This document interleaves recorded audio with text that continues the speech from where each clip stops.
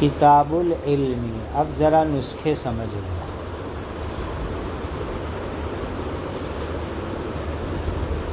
بعض نسخوں کے اندر کتاب العلم پہلے ہے اور بسم اللہ الرحمن الرحیم بعد میں ہے. ہمارے سامنے متداول نسخوں میں یہی ترتیب ہے، جبکہ بعض نسخوں کے اندر ایسا ہے کہ بسم اللہ الرحمن الرحیم پہلے ہیں اور کتاب العلم بعد کے اندر ہے. بعض نسخوں میں ایسی ترتیب ہے. اس پر کچھ باتیں وہاں کتاب الایمان کے شروع میں بتلائی گئی تھی. حضرت الاستاذ مفتی سعید صاحب نور اللہ مرقدہ یہ فرماتے ہیں کہ ایسا لگتا ہے کہ حضرات متقدمین رحمہم اللہ تعالی ان کا طرز کیا تھا کہ وہ ہر کتاب کی الگ الگ کاپی بناتے تھے. چونکہ آج کی طرح نوٹ بک اور آج کی طرح کاغذ قلم وغیرہ کی بھرمار اس دور کے اندر نہیں تھی، تو کہا کہ مثال کے طور پر بدول وحی تو اس کی ایک کاپی بنائی، پھر کتاب الایمان اس کی ایک کاپی بنائی، پھر کتاب العلم اس کی ایک کاپی بنائی. تو لگتا ہے ایسا ہے کہ سلف صالحین کے یہاں ہر کتاب کے لیے الگ الگ کاپی کا نظام ہو. اب جب ہر کتاب کے لیے الگ الگ کاپی کا نظام ہو تو پھر الگ الگ کاپی کے شروع میں وہ لوگ بسم اللہ الرحمن الرحیم لکھ لیتے تھے تاکہ ہر کاپی میں ہر کتاب کو اللہ کے مبارک نام سے شروع کیا جا سکے. اسی لیے لگتا ہے ایسا ہے کہ انہوں نے یہاں پر بسم اللہ الرحمن الرحیم شروع میں لکھی ہوئی ہے. سابقہ کے ساتھ ربط، کتاب الایمان کے ساتھ ربط کس طریقے سے ہوگا؟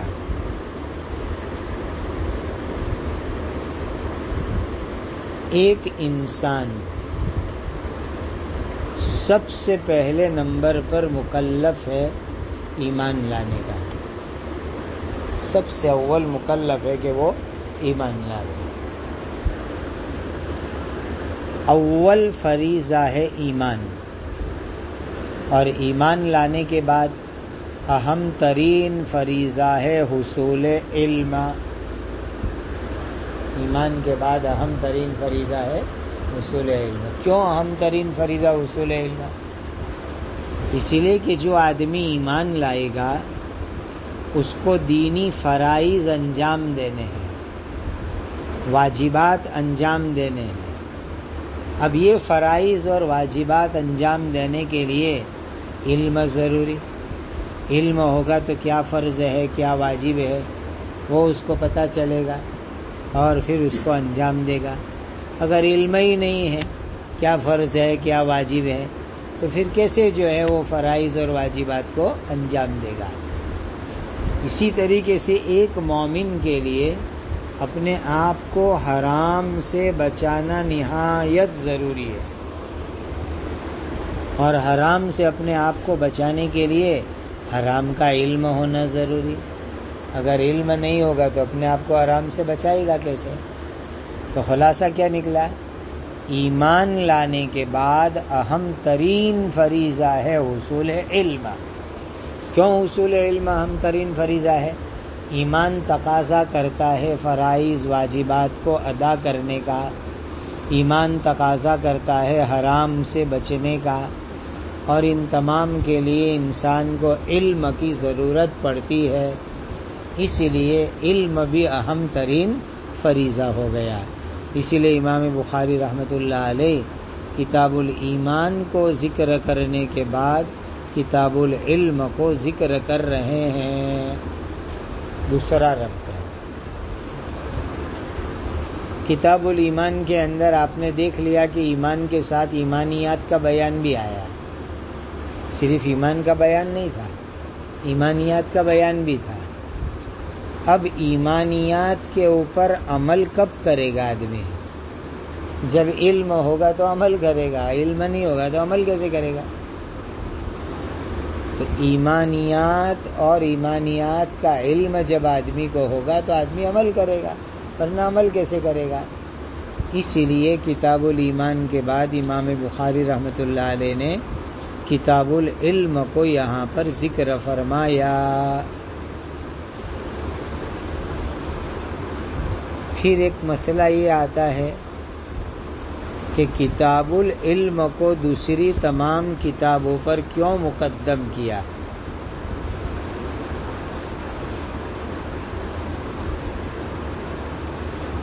تو کہا کہ آگے تمام کی تمام کتابیں جو لا رہے ختم، وہ ہیں اعمال کے قبیل سے، وہ سب ہیں اعمال، اور اعمال کو صحیح کرنے کے لیے صحیح علم ضروری۔ آگے جتنی بھی کتابیں آ رہی ہیں، طہارت کے متعلق ہو، نماز کے متعلق ہو، معاملات مساقات مزارعات کے متعلق ہو، سب کا تعلق ہے عمل کے ساتھ۔ اور آدمی عمل کب صحیح کرے گا؟ جب اس کا علم صحیح ہوگا۔ اسی لیے امام بخاری رحمۃ اللہ علیہ کتاب العلم کو لائے تاکہ جو ہے صحیح علم کے ذریعے سے آدمی صحیح طور پر عمل کرنے والا بن جاوے۔ تو ان کی ترتیب بڑی حسین ترتیب ہے، بڑی عمدہ اور بڑی بہترین ترتیب ہے جو انہوں نے اپنائی، کہ شروع میں بدء الوحی لائے، چونکہ وہ مبدأ المبدأ ہے، تمام چیزوں کا منبع ہے۔ پھر اس کے بعد ایمان لائے، چونکہ انسان سب سے پہلے ایمان کا مکلف ہوتا ہے، اور اس کے بعد کتاب العلم لائے تاکہ ایمانیات کے تقاضوں کے اوپر عمل کرنا بھی آسان ہو جائے، اور جو ہے شریعت کا صحیح علم حاصل کر کے اس کے مطابق جو ہے عمل کرے۔ اب علم کی تعریف کیا؟ تو علم کی تعریف کے سلسلے کے اندر اتنی بنیادی بات یاد رکھو کہ اجلل بدیہیات ہے، یعنی علم کی تعریف جو ہے نا، بدیہی چیزوں میں بھی سب سے زیادہ جلی اور ظاہر ہے، لہذا اس کی تعریف کرنے کی کوئی ضرورت ہی نہیں ہے۔ یہ ایک بہترین قول ہے، بہت پیارا، بہت اچھا قول ہے کہ بھائی علم کی تعریف کرنے کی کوئی ضرورت نہیں، وہ اجلل بدیہیات ہے، یعنی بدیہی چیزوں میں بھی سب سے زیادہ ظاہر۔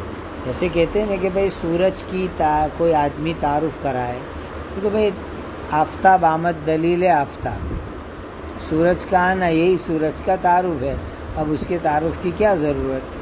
تو کہ بھائی علم ایسی بدیہی چیز ہے کہ اس کے لیے کسی دلیل کی اور تعریف کی ضرورت نہیں، اگرچہ بعض حضرات نے اس کی تعریفیں کی ہے، اور ایک تعریف آپ نے تیسیر المنطق نام کی ایک کتاب پڑھی ہوگی کسی زمانے میں، اس کے اندر بھی پڑھی ہوگی کہ علم اس کو کہتے ہیں۔ بہرحال یہ سب منطقی تعریفات کے چکر میں پڑھنے کی کوئی ضرورت نہیں۔ نمبر 2، بعض حضرات نے علم کی تعبیر بہت عمدہ کی ہے کہ علم ایک نور ہے جس کو اللہ تعالی مومن کے قلب میں ودیت فرماتے ہیں۔ علم ایک نور ہے جس کو اللہ تعالی مومن کے قلب میں ودیت فرماتے ہیں۔ نمبر 3، علم ایک روشنی ہے جس کے ذریعے سے جہالت کی ظلمات اور تاریکیاں دور ہوتی ہے۔ علم نور ہے جس کے ذریعے سے جہالت کی تاریکیاں دور ہوتی ہے، چھٹ جاتی ہے جہالت کی تاریکیاں۔ اللہ ولی الذین آمنوا یخرجہم من الظلمات الی النور، یہ ہے من الظلمات الی النور۔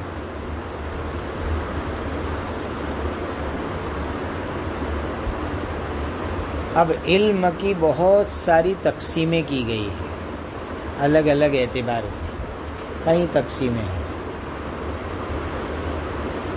نمبر 1، علم حقیقی کس کو کہتے ہیں؟ علم حقیقی تو علم حقیقی وہ ہیں جو آخرت کے لیے فائدہ مند ہو، اس کو کہا جائے گا علم حقیقی۔ اور حدیث شریف آپ نے پڑھی ہے مشکات شریف میں کہ جس کے اندر علم حقیقی کے 3 شعبے بتلائے گئے۔ نمبر 1، قرآن مجید کی آیت محکمہ، یہ ہے علم حقیقی۔ نمبر 2، نبی کریم صلی اللہ علیہ وسلم سے ثابت سنت۔ اور نمبر 3، فریضۃ عادلۃ۔ یہ 3 چیزیں علم حقیقی کہلاتی ہیں، یہ 3 چیزیں علم حقیقی میں آتی ہیں۔ قرآن کی آیت محکمہ، نبی کریم صلی اللہ علیہ وسلم سے ثابت شدہ سنت، فریضہ عادلہ، یہ 3 چیزوں کو علم حقیقی سے تعبیر کیا جاتا ہے۔ تو علم حقیقی وہ ہیں جو انسان کی آخرت کے لیے مفید ہو۔ اب علم کے 2 درجات ہیں حکم کے اعتبار سے، ایک ہے فرض عین اور دوسرا ہے فرض کفایہ۔ فرض عین اور فرض کفایہ، انسان اپنی زندگی اسلام کے مطابق بنا سکے اتنا علم فرض عین ہے۔ انسان اپنی زندگی اسلام کے مطابق بنا سکے اتنا علم کیا ہوگا؟ فرض عین کے درجے کے اندر ہوگا۔ اور اسی کو کہتے ہیں عقائد ہے، طہارت ہے، عبادات ہے۔ ان چیزوں کا بنیادی علم آدمی حاصل کر لے اور یہ بنیادی علم بہترین مکتب کے ذریعے سے آدمی کو حاصل ہوتا ہے، جو بنیادی طور پر فریضہ ہے وہ، تو یہ ہے فرض عین کا درجہ۔ اور پورا علم دین یہ فرض کفایہ ہے، پورا علم دین فرض کفایہ ہے۔ اور اسی کو قرآن کی آیت میں فرمایا گیا فلولا نفر من كل فرقة منهم طائفة ليتفقهوا في الدين ولينذروا قومهم اذا رجعوا اليهم۔ تو ہے فرض کفایہ کا درجہ کہ پورے دین کا آدمی علم حاصل کر لے۔ اب یہاں رک کر کے ایک دوسری بات سمجھو کہ بہت ساری چیزیں جس کو اس وقت ہم دنیاوی علم کہتے ہیں، دنیاوی علم، وہ بھی فرض کفایہ کے درجے کے اندر ہے۔ بہت سارے کہلائے جانے والے دنیاوی علوم وہ بھی فرض کفایہ کے درجے کے اندر ہے۔ مثلا کھانا پکانا، اس لیے کہ اگر کھانے پکانے کا علم کسی کو نہیں ہوگا تو سب بھوکے مریں گے۔ ہم انسان ہیں، ہم ایسے تو ہے نہیں کہ ڈائریکٹ جو ہے پیاز اٹھائی، ڈائریکٹ ٹماٹر اٹھائے، ڈائریکٹ گاجر مولی اٹھائی اور اسی سے پیٹ بھر لے ہوئے، ایسا تو ہوگا نہیں۔ دائی پکڑی اور ڈائریکٹ ڈھافے مار کے کھانا چالو کر دے ہوئے، بکرا پکڑا اور ڈائریکٹ کھانا چالو کر دے ہوئے کوئی آدمی، مرغی لی اور ڈائریکٹ کھانا چالو کر دیا۔ تو کھانے پکانے کے علم کو فرض کفایہ کے اندر بتلایا گیا ہے۔ اسی طریقے سے علاج معالجہ، اس لیے کہ آدمی بیمار پڑے گا، چلو کورونا نہیں ہوا لیکن بیمار ہوا تو علاج کی تو ضرورت پڑے گی، تو بھی فرض کفایہ کے درجے کے اندر ہے۔ کپڑے سینا، اس لیے کہ کسی کو کپڑے سینا نہیں آتا ہوگا تو لوگ پھر پہنیں گے کیا؟ کیسے کپڑے بنائیں، کیا پہنیں گے؟ ہم وہ تو ہے نہیں کہ پتے باندھ لے ہوئے وَتَفِقَا يَخْصِفَانِ عَلَيْهِمَا مِنْ وَرَقِ الْجَنَّةِ پر ہم عمل کرنے جاوے۔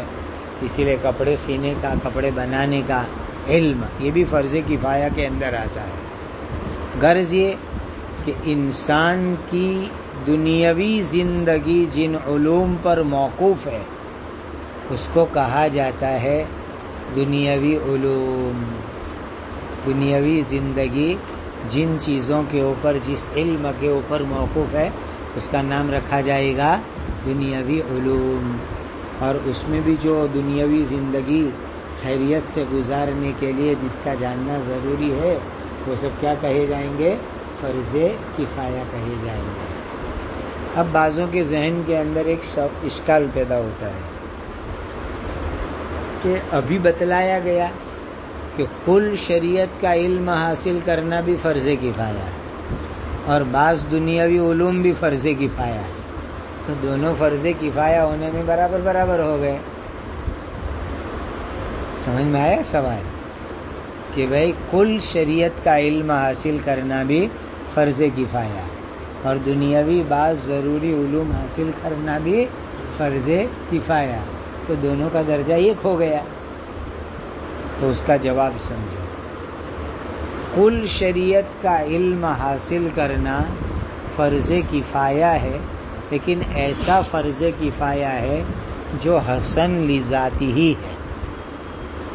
ایسا فرض کفایہ ہے حسن لذاتی ہی ہے، اور یہ دنیاوی بعض علوم جو فرض کفایہ کا درجہ رکھتے ہیں یہ حسن لغیرہ ہی ہے، یہ حسن لغیرہ ہی ہے، اور ہمیشہ حسن لذاتی ہی فضیلت کے اعتبار سے زیادہ افضل ہوا کرتے ہیں، زیادہ بہتر اور زیادہ اہم ہوا کرتے ہیں۔ اسی لیے کہ ایک آدمی اگر کھانا پکانا نہیں جانتا ہے تو کیا ہوگا؟ کچا کھانا پڑے گا اور کیا کرے گا؟ باقی یہ کہ شریعت کا علم نہیں ہوگا تو پھر جہنم کی دائمی سزا بھگتے گا اور دائمی جہنم کی آگ میں جا کر کے وہ گرے گا۔ تو دونوں کی فرضیت کفایہ میں فرق ہے، یہ حسن لذاتی ہی ہے اور یہ حسن لغیرہ ہی ہے، کہ کل شریعت کا علم حاصل کرنا فرض کفایہ ہے لیکن وہ حسن لذاتی ہی ہے کہ اس کی ذات میں حسن اور خوبی اور بلائی ہے، اور یہ جو دنیاوی بعض ضروری علوم کا حاصل کرنا یہ فرض کفایہ ہے، وہ حسن لغیرہ ہی ہے، یعنی کہ اس کو انسان کو اپنی دنیاوی زندگی گزارنے کے لیے اس کی ضرورت پڑتی ہے۔ تو ایک ہو گیا علم حقیقی اور اس کے مقابلے میں ہو گیا علم غیر حقیقی، جس کو ہم دنیاوی علوم سے بھی تعبیر کرتے ہیں۔ علم کی ایک اور تقسیم دیکھو، علم کسبی اور علم وہبی۔ علم کسبی اور علم وہبی، علم کسبی کس کو کہتے ہیں؟ جو کسی بشر کے واسطے سے حاصل ہو اس کا نام رکھا جائے گا علم کسبی۔ جو کسی بشر کے واسطے سے حاصل ہو اس کا نام کیا رکھا جائے گا؟ علم کسبی۔ اور علم وہبی جو کسی بشر کے واسطے کے بغیر حاصل ہو اس کو علم وہبی کہا جاتا ہے۔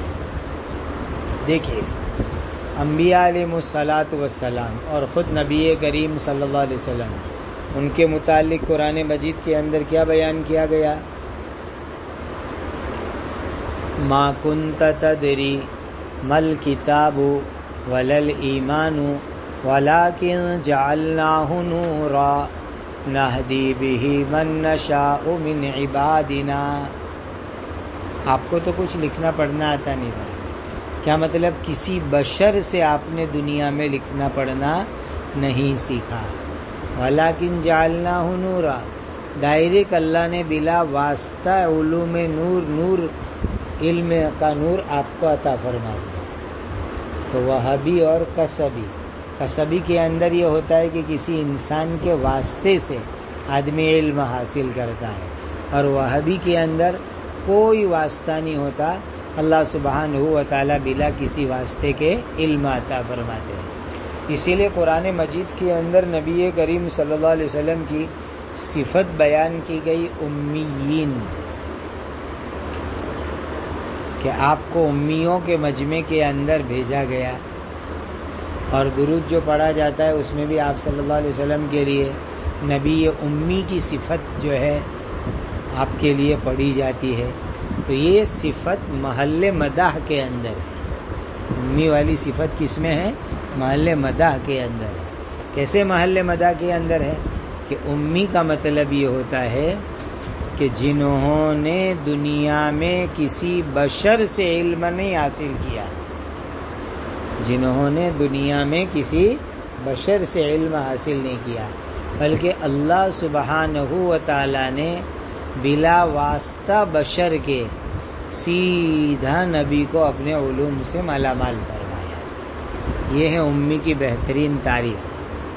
امی کی جامع اور بہترین تعریف کیا کہ جس کو اللہ تعالیٰ نے دنیا کے اندر کسی بشر کا محتاج علم میں نہیں بنایا کہ کسی بشر سے سیکھنا پڑے، کسی استاد سے سیکھنا پڑے، کسی سے علم حاصل کرنا پڑے، بلکہ اللہ سبحانہ و تعالیٰ نے بلا واسطہ بشر کے اپنے خزانے غیب سے سیدھا نبی کو علم کی دولت سے نوازا۔ یہ ہے امی ہونے کا بہترین اور جامع مفہوم، اور یہ جو ہے محل مدح کے اندر ذکر کیا گیا۔ ایسے وہ بھی توجیہ کی جاتی ہے کہ بھئی امی کا مطلب یہ ہے کہ آپ صلی اللہ علیہ وسلم کو یہ ظاہری لکھنا پڑھنا نہیں آتا تھا، اللہ سبحانہ و تعالیٰ نے اپنی طرف سے ان کو علوم کی دولت سے نواز دیا۔ تو یہ دو قسم ہو جائے گی، علم وہابی اور علم کسبی۔ دیکھو یہاں رک کر ایک نقطے کی بات سمجھو، نبی اور غیر نبی میں بنیادی طور پر یہی فرق ہے کہ انبیاء علیہ الصلاۃ والسلام کے دنیا میں ظاہری کوئی استاذ نہیں ہوا کرتے، اور غیر نبی کو معلم کی ضرورت پڑتی ہے۔ حضرات انبیاء علیہ الصلاۃ والسلام کے لیے دنیا کے اندر کوئی ظاہری معلم کی ضرورت نہیں ہوتی، اور کوئی ہوتا بھی نہیں، اور غیر نبی کو ظاہری معلم کی ضرورت پڑتی ہے۔ تمام کے تمام انبیاء علیہ الصلاۃ والسلام کے لیے دنیا کے اندر کوئی ظاہری معلم نہیں تھا۔ اللہ تعالیٰ نے ہر نبی کو جبرائیل امین کو واسطہ بنا کر کے یا ملک کے واسطے کے بغیر ان کے دل میں بات القاء فرما کر کے اللہ تعالیٰ نے انبیاء علیہ الصلاۃ والسلام کو علوم عطا فرمائے۔ اس لیے یہ جتنے بھی جھوٹے مدعیان نبوت کھڑے ہوتے ہیں، مثلا مرزا جی اور جتنے بھی جھوٹے مدعیان نبوت، تو ان لوگوں کے جھوٹے ہونے کی ایک بہت بڑی دلیل یہ ہے کہ یہ جتنے بھی جھوٹے مدعیان نبوت کھڑے ہوئے، ان کا دنیا میں کوئی نہ کوئی استاذ تھا، اور نبی کا کوئی دنیا میں استاد ہوتا نہیں ہے۔ یہ ان کے کذب کی ایک بہت بڑی دلیل ہوا کرتی ہے۔ کذب مرزا کے جو دلائل دیے جاتے ہیں اس میں یہ ایک بہت بڑی دلیل ہے، اور مرزا نے خود اپنی سوانے کے بارے میں لکھا ہے کہ میرے باپ نے مجھے بچپن کے اندر فارسی پڑھانے کے لیے ایک استاد رکھا، پھر